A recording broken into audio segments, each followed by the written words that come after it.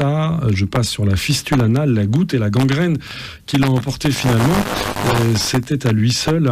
Comment a-t-il pu gouverner dans cet état-là, Guillaume Perrault ? On se demande en effet. Ces gens-là, les contemporains de Louis XIV, avaient une endurance au mal, une capacité... Du moins ceux qui survivaient. Survivaient, en effet, qui est tout à fait extraordinaire.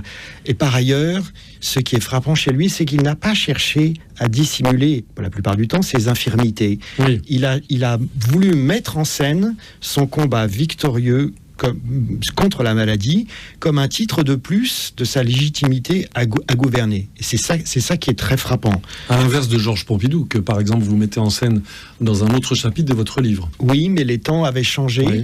À l'époque de la monarchie absolue, le roi devait se montrer à ces sujets. L'idée de vie privée n'existait pas pour un monarque.